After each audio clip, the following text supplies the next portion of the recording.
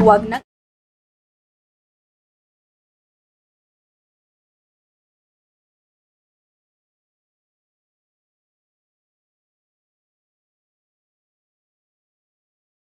kalusugan ng Department of Health Bicol Center for Health Development. Halina't makinig at umantabay. Alamin ang mga programa ng DOH sa ilalim ng 8-Point Action Agenda. Chikahang Pangkalusugan! Hatid sa inyo ng DOH Communications Management Unit. At programang ugnayan sa Bicol ng Philippine Information Agency Region 5. Chikahang Pangkalusugan! Mapapakinggan at mapapanood ng live tuwing Biyernes alas 11 ng umaga sa DOH Bicol CHD Facebook page Sa PIA Region 5 Facebook page. at DWZR 828 kHz Zoom Radio. Chikahang Pangkalusugan! Tara na mga kachika!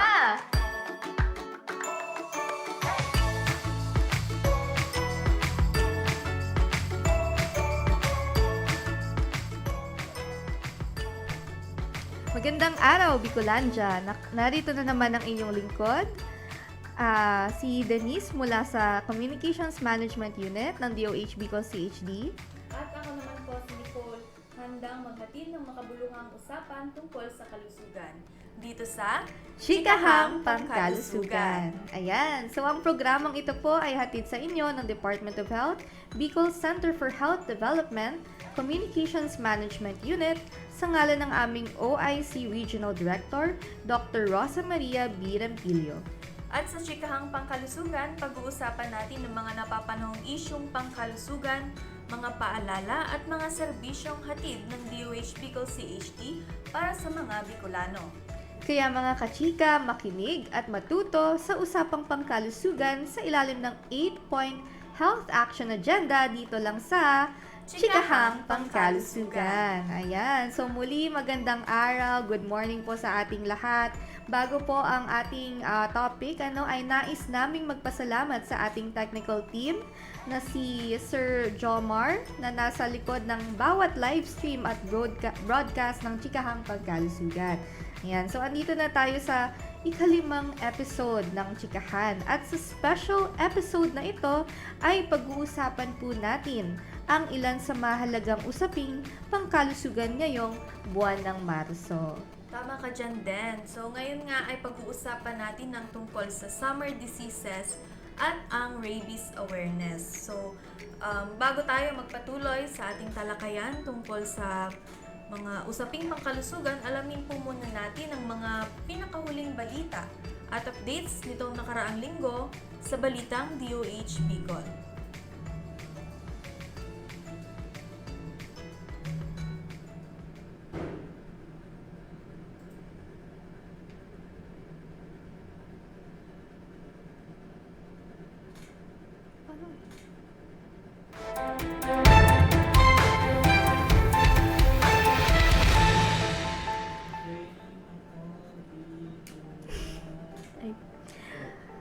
DOH Undersecretary Bagaw bumisita at nagsagawa ng inspeksyon sa mga pasilidad pangkalusugan sa Camarines Sur upang palakasin ang kalidad ng serbisyong medikal. DOH Bicol CHD hinihikayat ang agarang gamutan sa kagat o kalmot ng hayop. Responsableng pag-aalaga mahalaga sa pag-iwas sa rabies. DOH Bicol hinihikayat ang publiko na magpa-TB screening kahit walang sintomas. Publiko, pinapaalalahanan sa libreng HIV screening at gamutan. DOH Bicol hinihikayat ang mga kababaihan na mapasuri.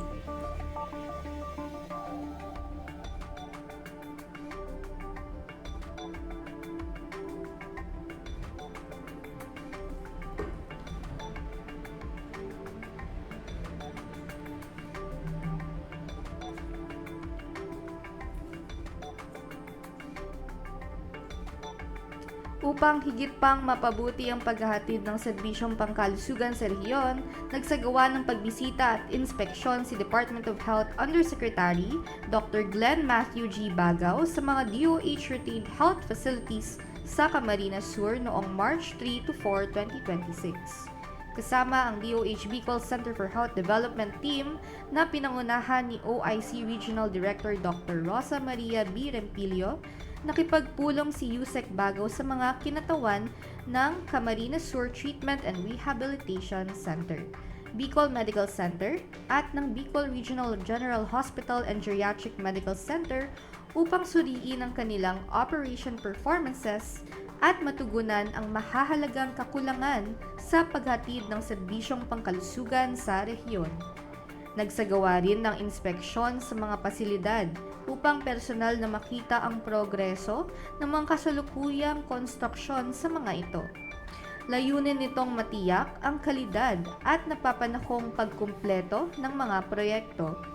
Sa naturang pagbisita, nabigyan din ng pagkakataon mga medical center chiefs at kanilang executive committees na maipahayag ang kanilang mga pangunahing pangangailangan at alalahanin. Kabilang dito ang mga kinakailangang suporta para sa patuloy na pagpapabuti, pagpapalawak at modernisasyon ng mga pasilidad at kagamitang medikal sa rehiyon. Para sa usaping rabies, hinihikayat ng DOH Bicol CHD ang publiko na agad na magpabakuna matapos makagat o makalmot ng hayop bilang mahalagang hakbang upang maiwasan ang rabies. Ayon kay Dr. Xavier P. Vallejo, Regional Medical Coordinator ng Rabies Prevention and Control Program, halos 100% na nakamamatay ang rabies kapag lumabas na ang mga sintomas nito. Ngunit ito ay maiiwasan sa pamamagitan ng agarang gamutan at tamang pangangalaga sa mga alagang hayop. Pinapayuhan ang publiko na agad hugasan ang sugat gamit ang sabon at umaagos na tubig sa loob ng 15 minuto at umiwas sa mga hindi siyentipikong lunas tulad ng tambal o tandok.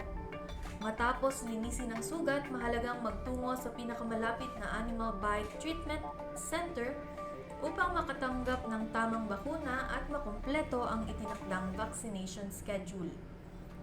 Binigyang diin ni Dr. Ray J. Miliana, Camarines Sur Provincial DOH Officer, na mahalaga ang responsableng pag-aalaga ng alagang hayop tulad ng regular na pagpapabakuna sa aso at pusa at pagpigil sa mga ito na gumala sa kalsada upang maiwasan ang pagkalat ng rabies.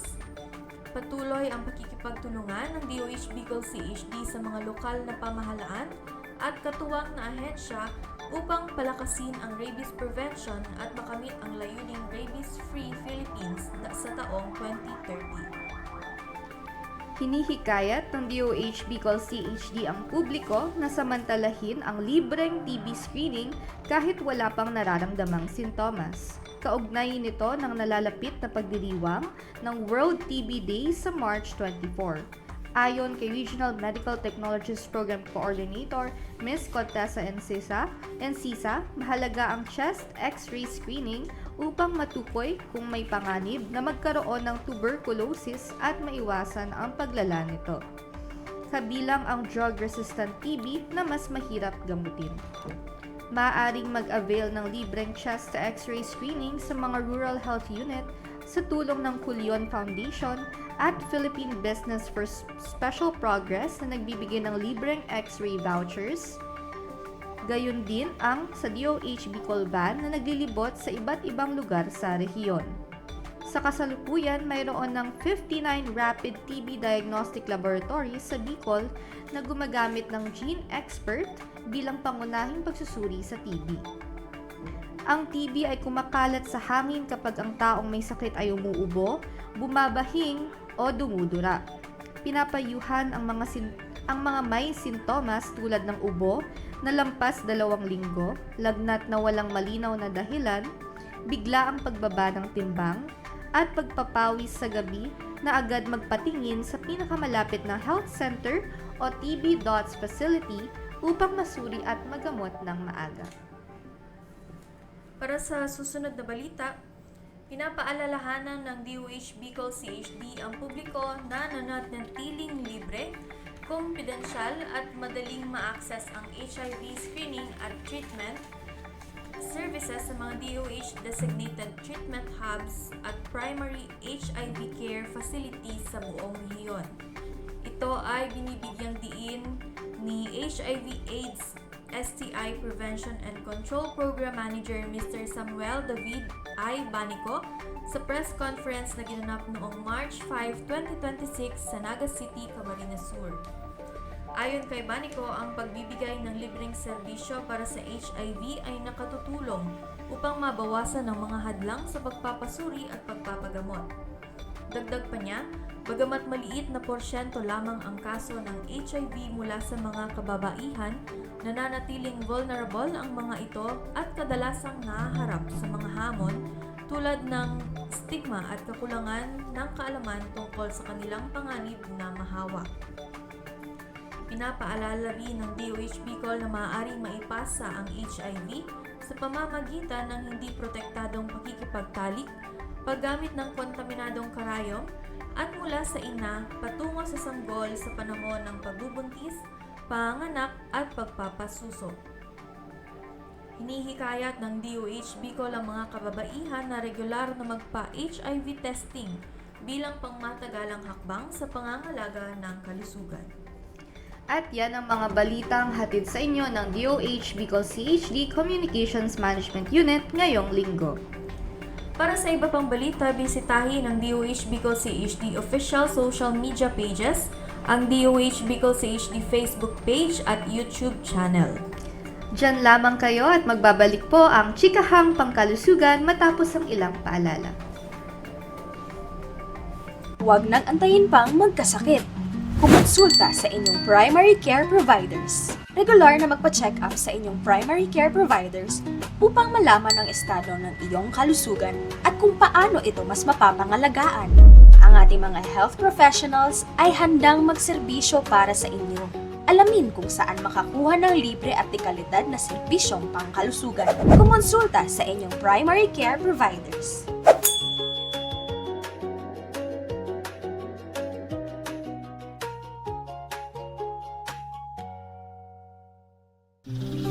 Proteksyon ng mga bata kontra tigdas, polio, tetanus, Hepa B at iba pa.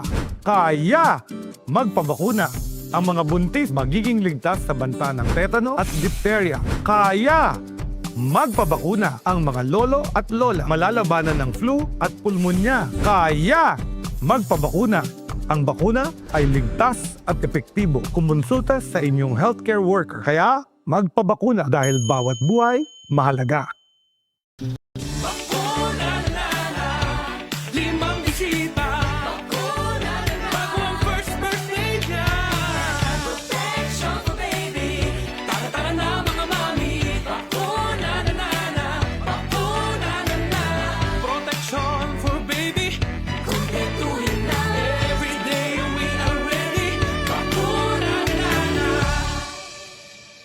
Pabakuna na sa mga barangay health centers near you.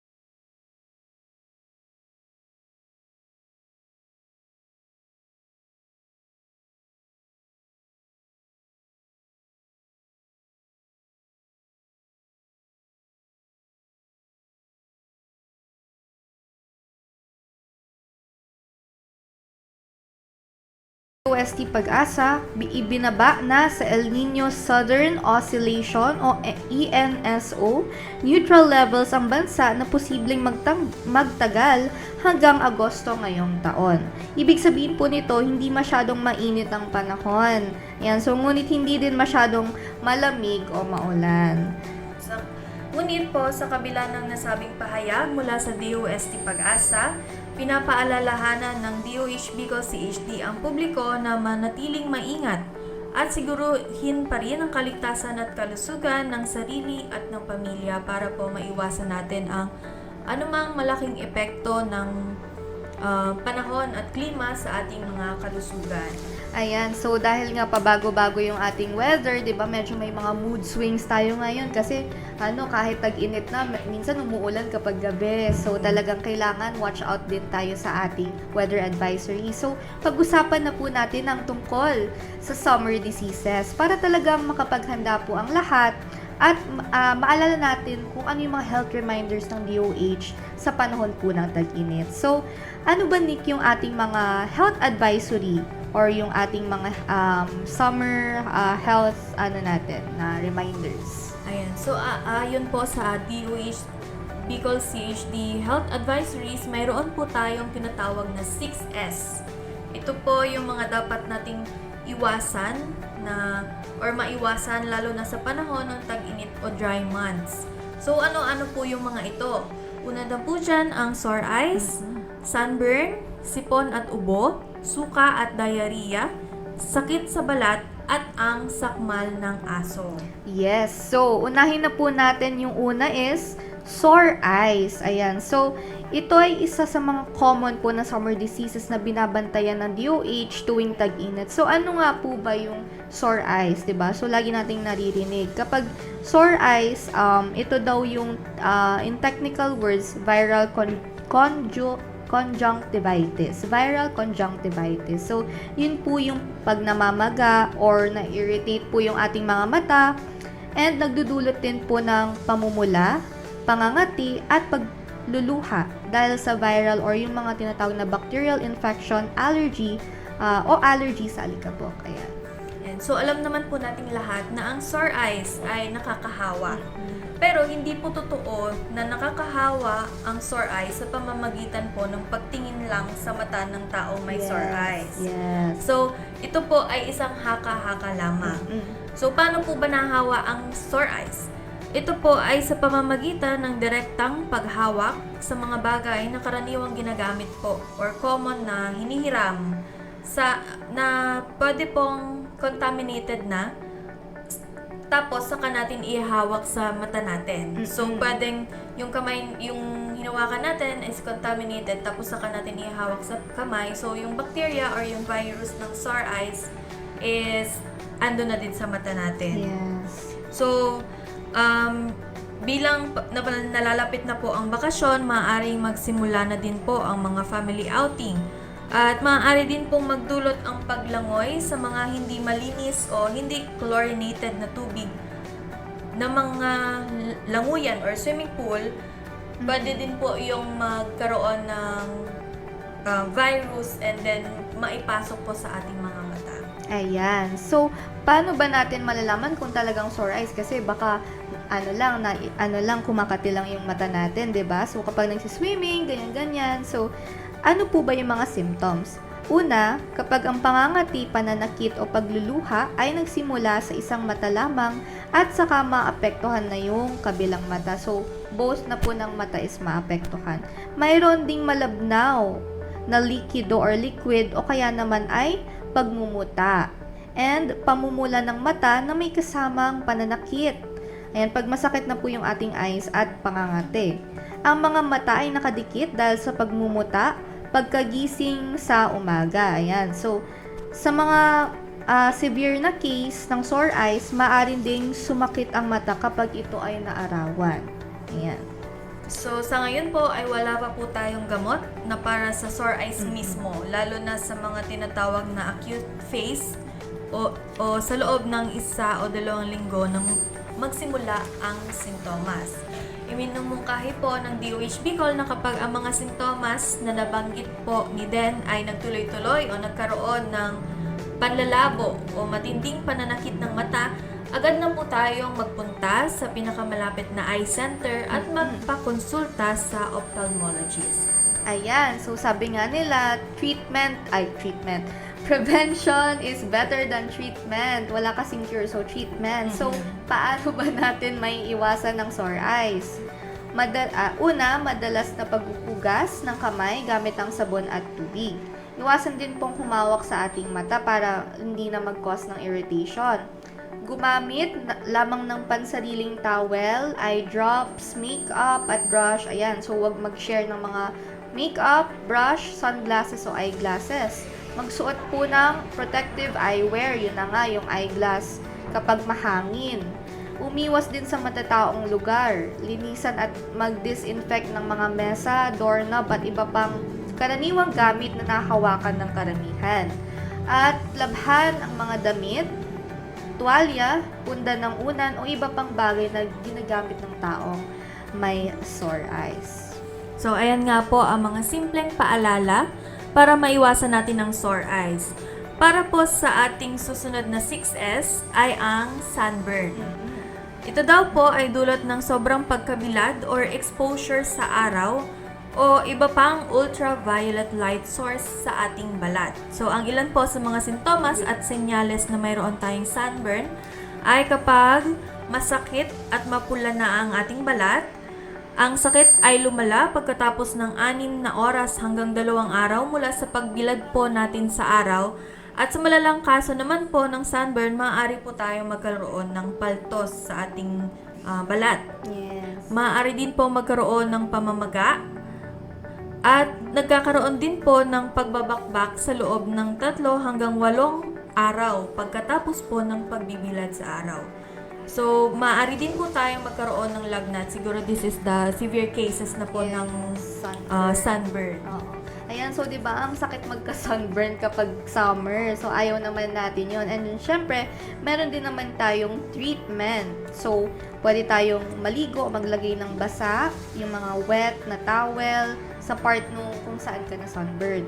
Tapos, kailangan din nating iwasan yung pag-iinom ng aspirin. So, dun sa mga batang may lagnat kasi baka mag-cause ng mga negative side effects. So, iwasan ng mga produktong mayroong benzocaine, lidocaine, or petroleum. Ayan. So, kung mayroong paltos, maglagay po tayo ng dry bandage at makakatulong na maiwasan yung infection. And kung wala naman tayong mga paltos, maaari din po tayo maglagay ng moisturizer sa parte ng katawan na sunburn. Ayan. So, para hindi tayo dumating doon sa treatment, Yes. kailangan na nating iwasan, no? So, paano natin to maiiwasan? Gumamit po tayo ng sunscreen, long sleeves na damit, kung magbibilad po tayo sa araw. At iminumungkahi po ang SPF 30 o higit pa na sunscreen para sa katawan at sa ating muka kapag magbibilad po tayo. Yeah. So, I think yan yung pinaka-important. Putting sunscreen. Yes. Ayan. So, I hope may natutunan na po tayo. So, meron na naman po tayong isa na summer disease ay ang sipon at ubo. So, palagi din pong pinapaalala natin na ang proper coughing etiquette o ang pagtatakip ng bibig kapag uubo upang maiwasan ang pagkalat ng bakterya sa paligid o katabi. So, ito pong influenza o flu, yung kilala natin bilang flu, ay iba pang serious respiratory illness tulad ng respiratory syncytial virus, ayan, yung RSV, or yung whooping cough o pertussis, severe acute respiratory syndrome ay kumakalat sa pag-ubo. So, ayan, ang dami pala nating pwedeng magkasakit tayo ng iba't ibang uri ng sakit kapag tayo ay hindi marunong umubo ng maayos or magtakip ng bibig kapag uubo, pagbabahing o pag madumi ang ating mga kamay. Ayan. So, para po maiwasan ng pagkalat, yun na nga po, kailangan nating magtakip ng bibig or yung proper coughing etiquette. Gamit po ang kamay o panyo kapag babahing, uubo or sisinga.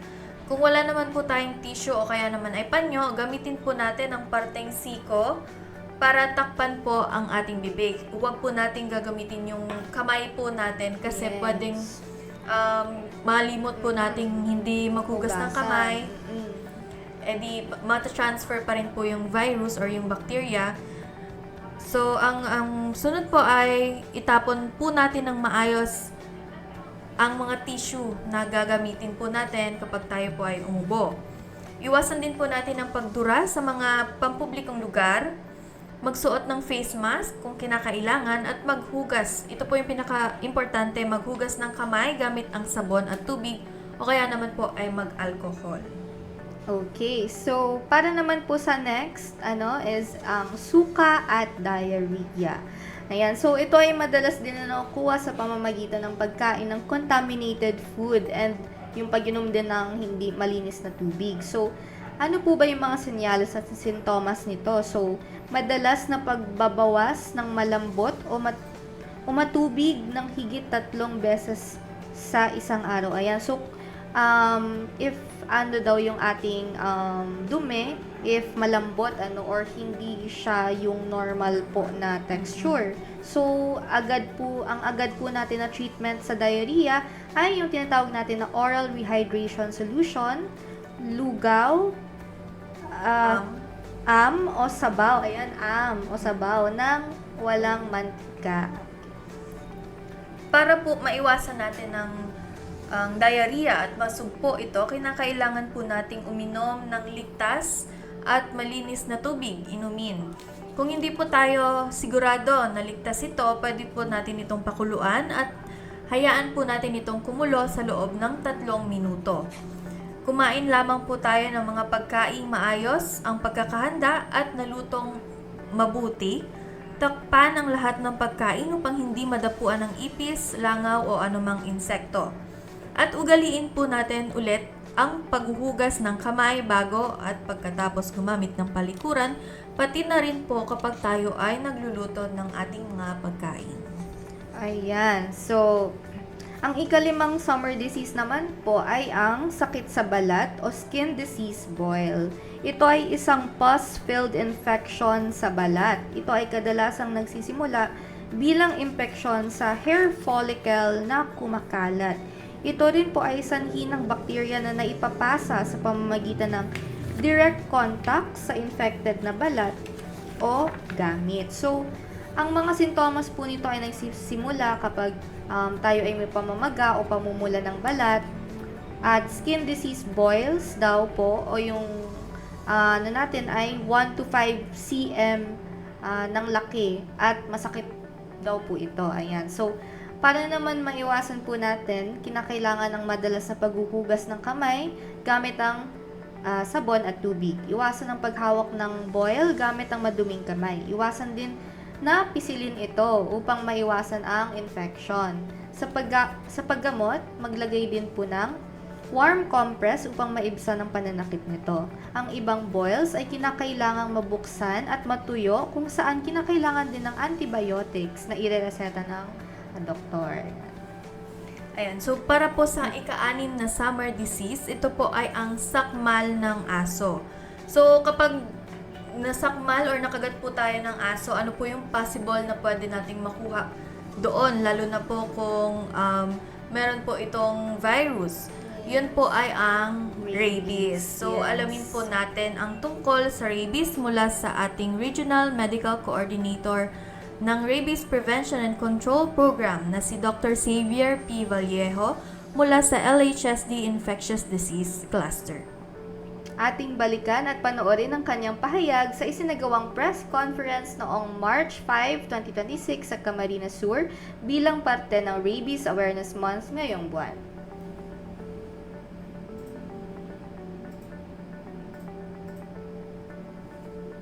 Once again, I'm X and I'll be discussing to you the Rabies Awareness Month or much better na mai-discuss ko sa inyo yung entire National Rabies Prevention and Control Program. So, for the disclaimer ulit, ang National Rabies Prevention and Control Program ay hindi lang for DOH.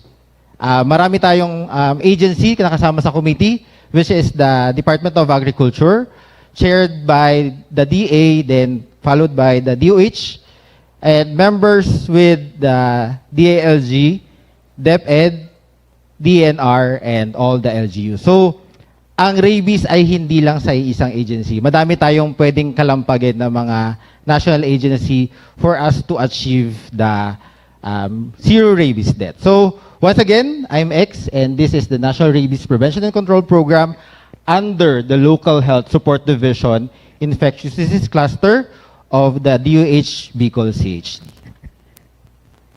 So, the people behind the program is with me, Ma'am Ruby, and Sir Jaime. So kami yung bumubuo ng team ng National Rabies Program sa region, and we handles the program on a region-wide level. So currently, ito yung bago nating, hindi pala bago, ito yung dati nating slogan or theme for the rabies awareness. Recycle to noong 2026, ay noong 2025. So ngayong 2026, same pa din tayo ng rabies-free na pusa't aso kaligtasan ng pamilyang Pilipino. Yung poster, nagilang lang silang tao. Kung papansin nyo dito, naka-cartoons pa, dyan naging tao na sila. So, yan lang yung bago, pero same pa din. Giving emphasis sa pusa. Madidiscuss ko pa din yan later on kung bakit. So, of course, the vision of this program is to have a rabies-free Philippines by 2030 and to end human deaths from dog-mediated rabies by 2027. So, as you can see, malapit na tayo sa deadline. So, the deadline is deadlining. So, hindi lang to, hindi na lang namin to goal. Goal na natin tong lahat kasi malapit na tayo sa deadline. So, we must work together. So, what are the legal mandates of this program? So, meron tayong RA 9482, which is the the Anti-Rabies Act of 2007, and we have RA 8485, which was amended ng RA 10631, which is the Animal Welfare Act. Then we have the Batas Pambansang Bilang 97, which an act provide compulsory immunization of livestock, poultry, and animals, dangerous communicable diseases. And we have EO number 84 of 1999, which declares, kung ano yung ginagawa natin ngayon, which declares March as a Rabies Awareness Month. Kaya natin to ginagawa. Ito yung dahilan, EO number 84 of 1999. So, it outlined the measures such as mass immunizations of dogs, information campaigns, and creation of the National Rabies Prevention and Control Program, and of course, the Memorandum of Agreement of the Interagency, which implements the National Rabies Prevention and Control Program. So I will discuss to you kung ano yung current rabies situation natin sa Bicol region. So, as you can see in the table, this is the table that shows the animal bite cases from 2020 to 2025. So kung papansinin nyo, walang pointer. Anyway, kung papansinin nyo sa table, we have an increasing animal bite cases starting from 2020. Then it increased yearly hanggang sa 2025, umabot na tayo sa 118,000. So, ang notable lang naman sa table na yan ay bukod sa bumaba si Kamsur, si Sorsogon ay nag-times 2. From 12,000, si Sorsogon, naging na siyang 22,000. Si Kamsur naman, not statistically mabigat, pero may bawas siya ng mga at least 2,000. So yan yung graph showing the cases. Animal bite cases is not just the bite. Animal bite cases include the scratch. So yun yung aalalahanin natin. Hindi lang to kinagat. Kasama dito lahat ng mga nakalmot at nakagat ng aso at pusa. So yun yung term for kalmot and kagat, the animal bite cases. So ito naman yung human rabies suspect distribution per province nung 2020 to 2025. So ito yung mga mukhang rabies na nakita natin sa entire Bicol region. So of all doon sa nakagat, ito yung possible na rabies. Ito yung mga tao doon na mukhang may rabies. So kung titingnan nyo, yung data is very fluctuating. May tumataas, may bumababa, may tumataas ulit. So, ang maganda lang, nung 2024 versus 2025, napababa natin yung case natin from 35 to 22. Si Kamsur, nabawasan siya ng 3, 11 na lang. So lahat ng provinces ay bumaba except si Sorsogon, which from from 0, naging na siyang 2. So siya lang yung may increase when it comes to human rabies suspect. So ito yung graph. As you can see, may isang probinsya na 0. So which is the Catanduanes. Bakit si Catanduanes ay 0? Kasi declared natin siya as rabies-free area. Or si Catanduanes ay declared as rabies-free province together with Ticao Island, which declared by the National Rabies Prevention and Control Program as a rabies-free island. So ito yung goal talaga natin for the entire Bicol. Makapag-declare tayo ng mga areas sa Bicol region as rabies-free. Ito ay hindi lang naman namin magagawa ng kami lang. Kaya nga nandito kayo with our partners na maibigay yung information sa mga tao na kaya nating mag-declare ng rabies-free areas. Ito kasi mga island to, so madali lang. So, meron tayong mga island barangay within Kamsur and Albay, which is paunti-unti, hopefully ma-declare natin in the next few years. So, dahil Women's Month, ito yung relationship dito with the Women's Month. Sa national data ng rabies program, almost statistically, pareha si lalaki and si babae. Pero when it comes to Bicol region, mas mataas si female versus male. So, titingnan nyo, nung last year, almost the same sila. Ngayon, medyo mas mataas na si female versus the male. Natanong ko to sa mga event na ina-attendan ko kung bakit daw mas madami na yung babae ngayon. Dati siguro yung mga kagat kasi natin, yung mga lalaki, more on occupational hazard. Yung mga babae kasi ngayon, ang cases natin, kasi nga nabanggit ko kanina, mas madami na yung cats, di ba? So yung mga female, sila yung mas madalas na may pets. Di ba? Sila yung mahilig mag-pet ng dog, ng pusa. So sila yung madalas na case natin for animal bite and animal scratch. Siguro nakaka-relate kayo doon. Madami na nga ngayong mga fur moms and fur dads, di ba? Yun yung tawag natin. Fur parents. So by age naman, hindi naman siya nagbabago. Always naman na may mas mataas ang more than 15 natin when it comes to animal bite cases. Kung titingnan nyo, meron namang statistically difference, pero meron pa din tayong cases ng less than 15.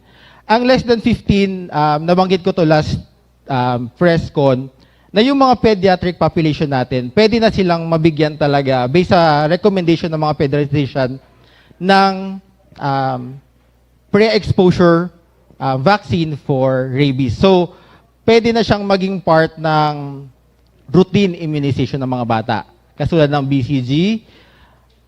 Basta yon, hindi ko na masyadong memorize yung binibigay sa bata. Pero yun. So, nabanggit ko kanina, sa national data, mataas pa din tayo ng dogs. Pero pagdating naman natin sa Bicol region, way higher ang cats versus dogs. So kaya siguro binibigyan na nila ng importance yung theme natin ngayon na rabies-free na pusa't aso, kaligtasan ng pamilyang Pilipino. We are giving emphasis na with the cats. Kasi dati dogs lang yung dogs lang yung pinanggagalingan natin ng rabies. Ngayon, we have cats na. So baka dun pwede na tayong mag-focus sa lahat so other animals na nagbabite, hindi na lang dogs. Pero dogs kasi yung madalas stray sa mga kalsada and all, di ba? So dahil dyan, ito talaga yung pinaka-important messaging natin.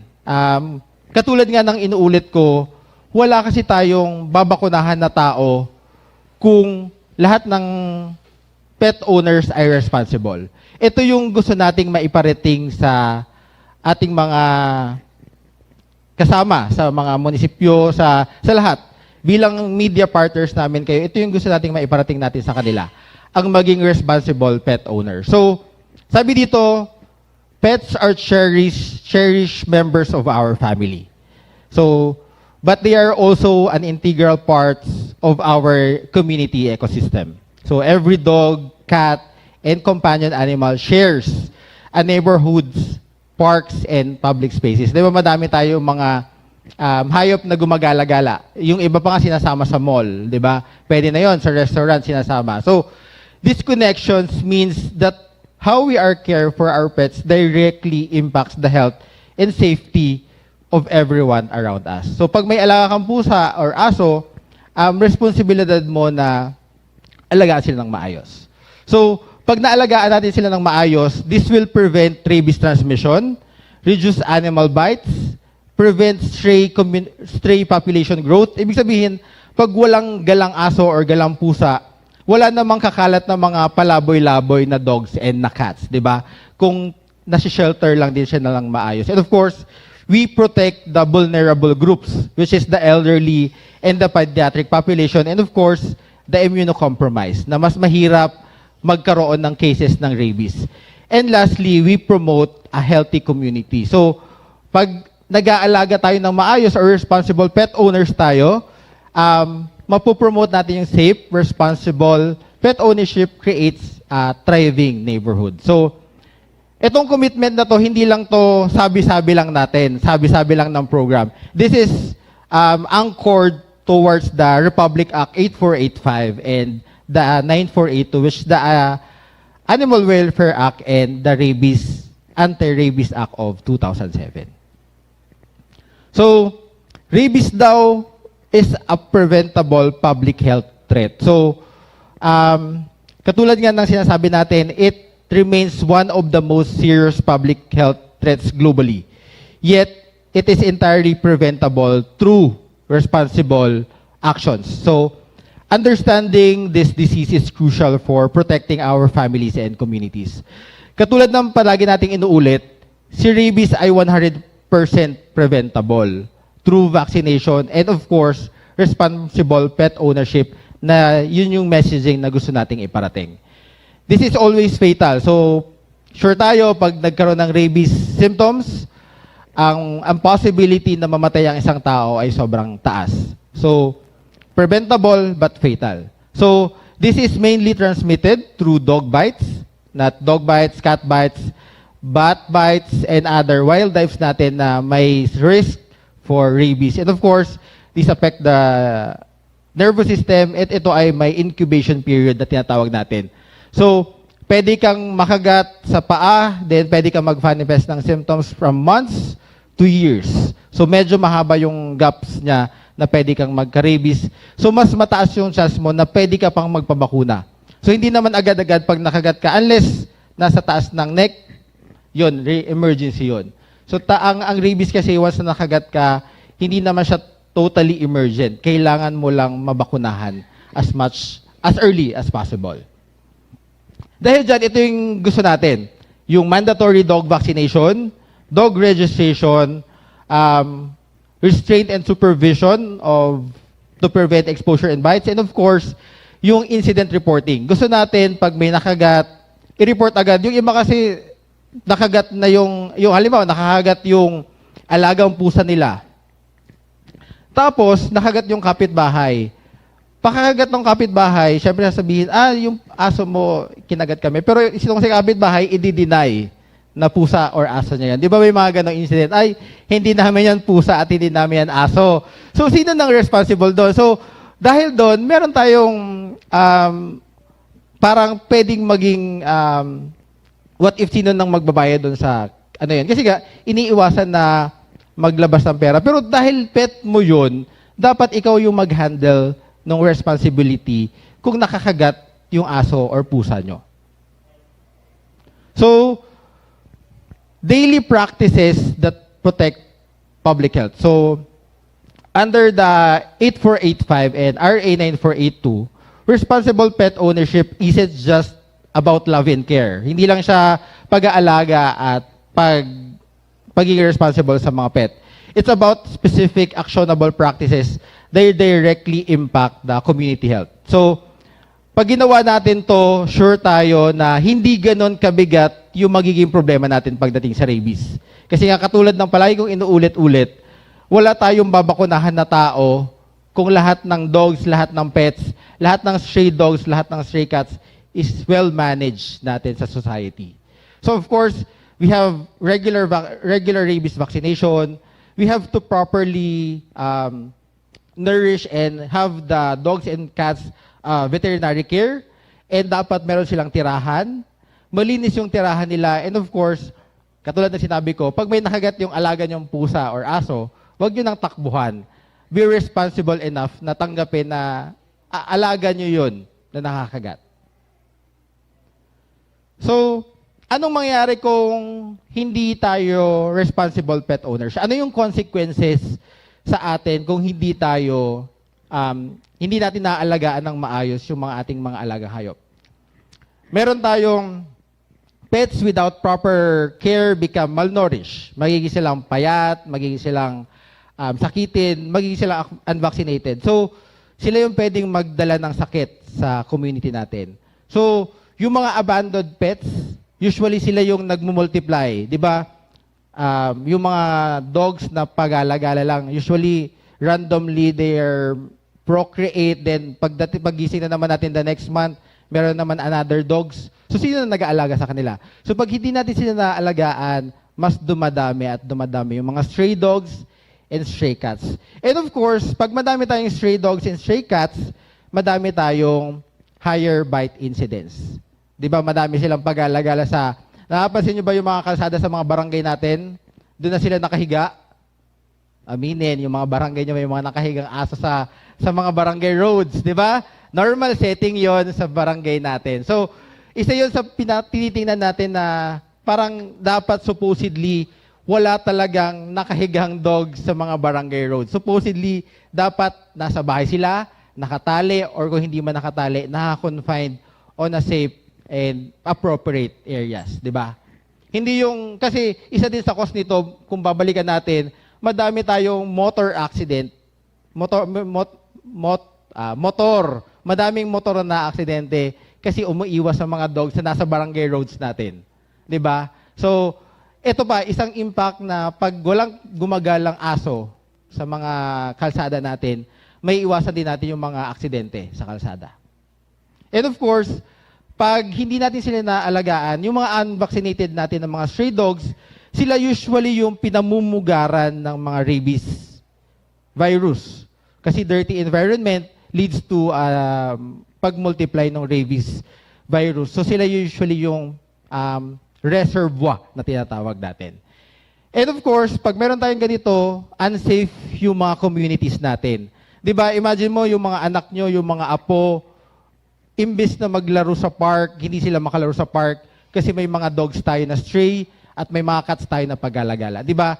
Yun yung dapat iparating natin. Total kayo yung media partners natin. Tulungan nyo kami na iparating natin to sa society. Be our responsible pet owners. So, public health begins with prevention at a household level. Katulad ng binanggit ko kanina, kung nakahagat yung aso nyo or yung pusa, be responsible enough to own it up na aso namin yan. So, every responsible pet owner, vaccination, restraint, proper care prevents the cascade of problems that lead to community-wide health threats. So, the cost of prevention is minimal compared to the human and economic cost of rabies cases and community fear. Ito yung sinasabi natin na mas mura mag-alaga ng maayos na dog at cats kaysa magpabakuna. Kasi magkano na ang bakuna ngayon? Di ba mahal na? So, kung yung aso nyo, tinali nyo ng maayos sa loob or pinapakain nyo ng maayos sa loob, hindi mo po problemahin yung pagpabakuna so na nakagat nun. Di ba? Magkano ng isang bakuna, it takes siguro 1.5 per shots. Tapos, 1.5 times 3 usually or 1 times 4. So, mas mahal para sa may-ari ng aso at pusa. So, responsible pet ownership daw equals rabies containment. So, we vaccinate, we restrain, and supervise, we report immediately, and we prevent abandonment. So, ito yung mga responsibility. Ulit-ulit na tayo. So, when community practice responsible pet ownership, rabies transmission is contained. Responsible pet ownership is not just a legal compliance. Hindi lang dahil to sa batas.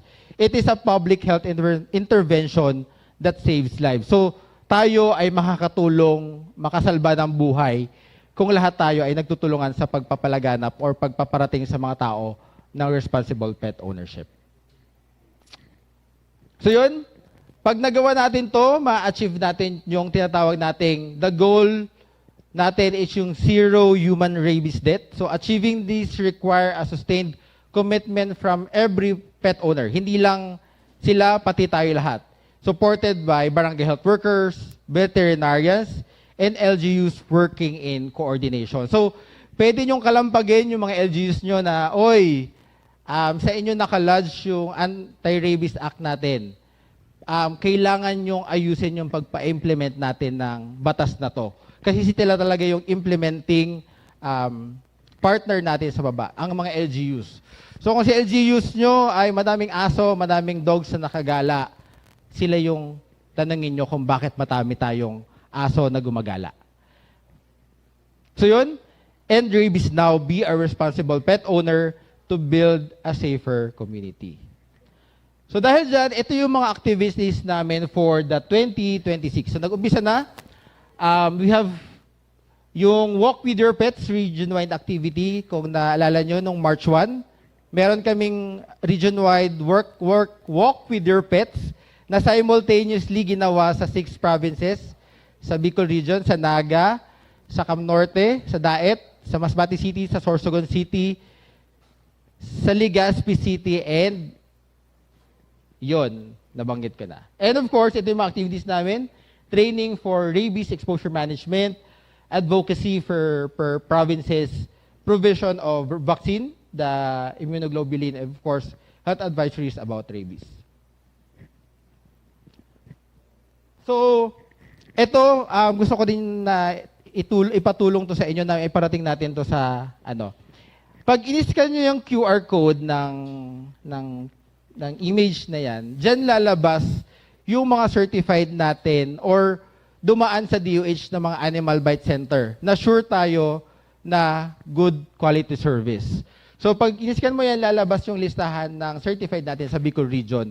So, dapat ito yung ina-advertise natin sa mga tao na dito lang kayo magpabakuna. Kasi yung mga animal bite treatment center natin, para lang yung mga mushroom, nagsusulputan sila kung saan-saan. Di ba? Lahat ng santo, napansin nyo ba? Lahat ng santo naging animal bite na. Tinawag na nila lahat ng santo, si Saint something, Saint ganito. Lahat ng santo, na pangalanan na nila sa sobrang nilang dami. So, ito yung gusto natin iparating. Tulungan nyo kami na sabihin na ito yung mga animal bite na certified lang ng Department of Health. So, ulit-ulit ako na sinasabi, rabies is 100% fatal, but it is 100% preventable. So, hindi lang to role ng DOH. Role natin tong lahat as society na matulungan tayo na ma-resolve natin tong rabies. So, that would be all. Maraming salamat po. Once again, I'm X. Huwag nang antayin pang magkasakit. Kumonsulta sa inyong primary care providers. Regular na magpa-check up sa inyong primary care providers upang malaman ang estado ng iyong kalusugan at kung paano ito mas mapapangalagaan. Ang ating mga health professionals ay handang magserbisyo para sa inyo. Alamin kung saan makakuha ng libre at dekalidad na serbisyong pangkalusugan. Kumonsulta sa inyong primary care providers.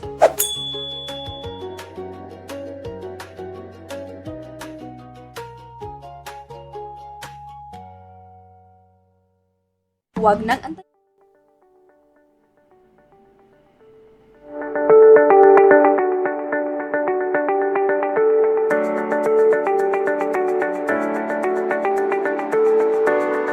At yan nga po ang mga naging kaganapan noong nakaraang press conference sa Camarines Sur tungkol sa rabies. So, ito po yung ating mga key takeaways, So, ang pagkakaiba ng ano nga ba ang pagkakaiba ng Animal Bite Treatment Center sa ating mga Animal Bite Center? Ayan. So, kapag sinabi nating Animal Bite Treatment Center, ito po yung mga RHUs, CHOs, public facilities, hospitals na nag-o-offer po ng ating mga bakuna laban sa rabies. At kapag Animal Bite Center naman po, ito yung mga private facilities or diagnostic centers na nag-offer din po ng rabies vaccine.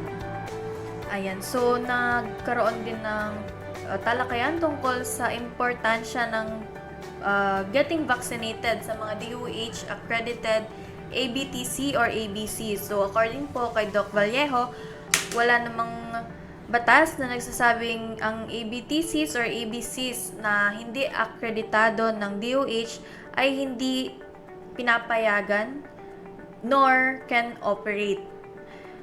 So ang main focus lang po ng DOH accreditation ng mga facilities ay para po malaman kung ang mga doktor ba ay may sapat na training o kaya kakayahang magbigay ng tamang assessment at reseta sa mga pasyente, or kung ang mga vaccine ba ay dumaan sa tamang proseso ng cold chain upang masiguro po ang integrated or integridad at kaligtasan ng mga vaccine natin. At dagdag pa rito, masisiguro din po na kapag DOH accredited po yung ABTC or ABC na pinuntahan ninyo, ay hindi po counterfeit or peke yung bakunang maibabakuna sa inyo.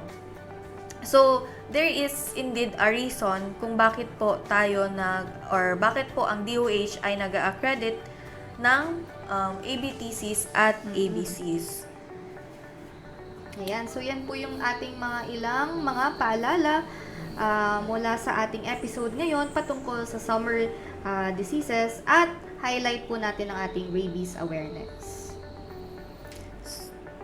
Ayan, so dyan na nga po nagtatapos ang ating ika-5th episode ng Chikahang Pangkalusugan. Maraming salamat po sa ating mga listeners at mga audience po na patuloy na nakikisa sa ating chikahan. Ako po si Denise.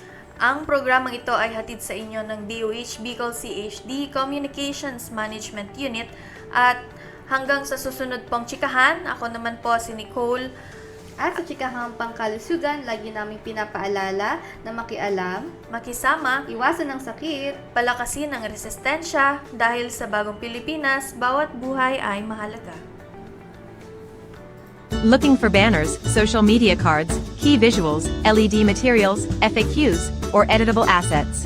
Our monthly health event communication packages have you covered. How to access. Step 1. Scan the QR code below or visit bit.ly/HP Material Directory. Step 2. Complete the Google form with your basic information.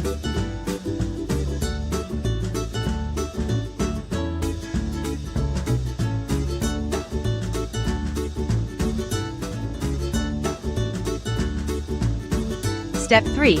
After submission, click the blue Click Me link to access over 50 customizable slides in our Material Directory. For further inquiries, reach us via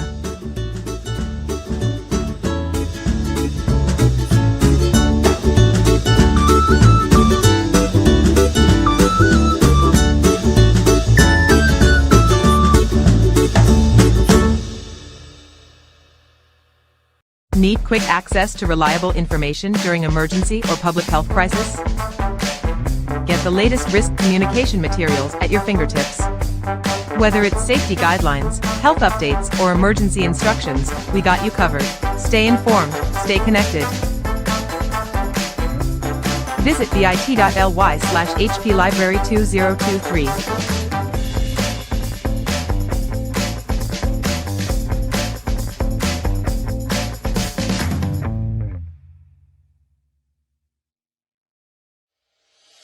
Welcome to DOH On Demand, your one-stop source for news, educational materials, and shared materials. Search and download content in seconds. Stay informed, stay connected. Visit bit.ly/DOH On Demand 25 or scan the QR code provided.